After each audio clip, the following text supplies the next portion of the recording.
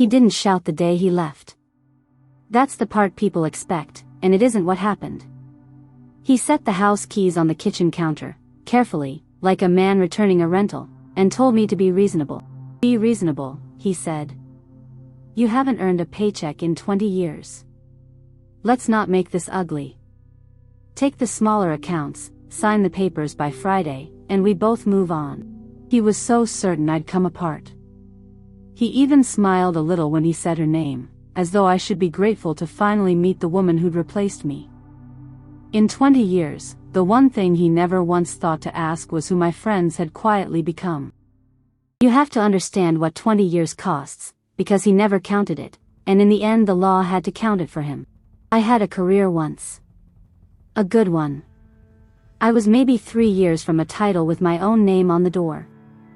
Then the first baby came, and his promotion came with it, the kind with travel bolted on, and someone had to be the one who stayed. It was always going to be me. We agreed on that at 30, the way you agree to things when you still believe the ledger is shared. So I stayed. I ran the house that let him say yes to every opportunity that ever knocked. I raised 2 children who turned out kind, which is the only resume I'm genuinely proud of. I hosted his clients. I memorized his colleagues' wives' names and their children's allergies. I made him look like a man who had it all together, and behind every man who has it all together is a woman quietly holding the calendar. Somewhere in those 2 decades, without either of us ever saying it out loud, my work stopped counting as work. It became what I did all day. He'd come home and ask what I'd done, and I learned not to answer, because the honest list, the 1,000 small things that kept his whole life standing upright, had somehow become nothing at all. Let me give you one example, so you don't think I'm shaping this to sound worse than it was. 2 years ago, at a dinner for his firm, a partner's wife asked me what I did.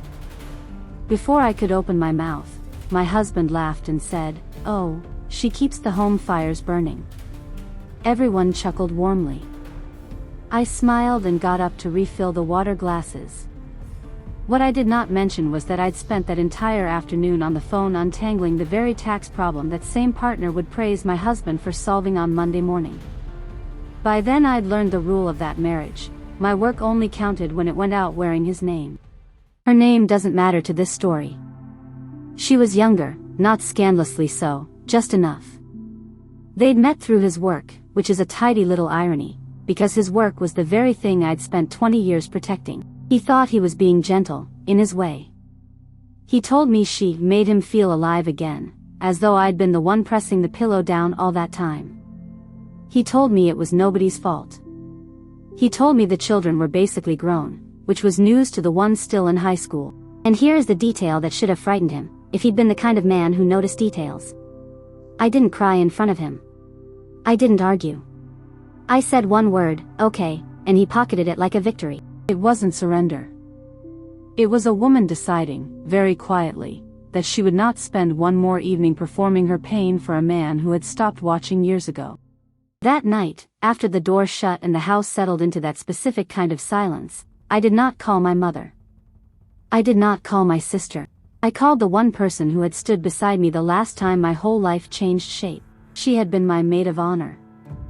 22 years old at my wedding, in a dress she swore she'd never wear again, holding my bouquet while I said the vows I'd go on to keep for 2 decades and he'd managed to forget inside a year.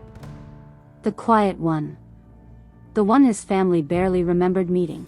She picked up on the second ring, the way she always had, at every hour I'd ever needed her.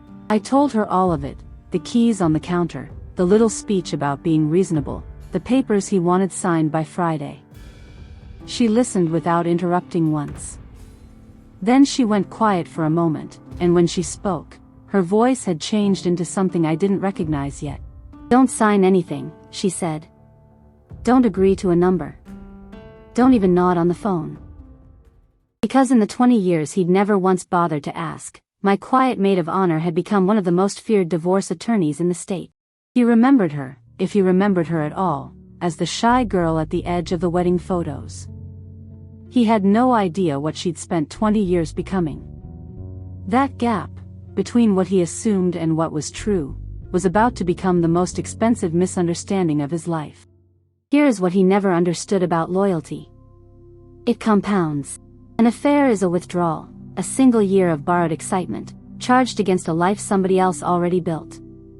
But a friendship that survives 20 years of school runs and hospital waiting rooms and phone calls that begin at 2 in the morning, that is an account you have been paying into your whole life. He had spent 1 year on her. I had spent 22 years on the woman who was now going to sit on my side of the table. She came over the next morning with 2 coffees and a legal pad, and not once did she say, "Poor you." She said, "Tell me about the money. All of it. Especially the accounts he thinks you've never seen." And it turned out I knew about a great many things. Running a household for 20 years means you know exactly where every dollar sleeps at night. I had signed the mortgages. I had filed the taxes he never read past the signature line. I knew about the account he opened the year of his big bonus and assumed I'd never noticed. I had noticed. A woman who is being underestimated notices everything. It's the one power they always forget to take away from her. He arrived at the first real meeting alone, wearing the easy confidence of a man who believes the law is a formality between reasonable people. He'd hired someone, technically, a golf acquaintance who did mostly real estate closings. He thought a divorce was a handshake with paperwork stapled to it. He fully expected me to be across the table dabbing at my eyes, ready to take the smaller accounts and disappear politely from his story. The conference room was all cold glass and colder light, the kind of room built to make one side of the table feel small. I wore the same shade of blue I'd worn to our rehearsal dinner, 20 years before. I am not above a private joke. And then my lawyer walked in, and set a thick folder on the glass without making a sound. He didn't recognize her at first. Why would he? To him she was just opposing counsel, a composed woman in a sharp charcoal suit, unhurried, arranging her papers as though she had all the time in the world and he had none of it left. Then she slid a single photograph across the table to his side. Not a document. Not evidence, not yet. Just a photograph. It was from our wedding. Him, 20 years younger, grinning at the camera. Me, laughing beside him. And on my other side, holding my bouquet in both hands, a serious girl of 22. I watched it land. I watched his eyes travel from the photo, up to the woman sitting across from him, back down to the photo again.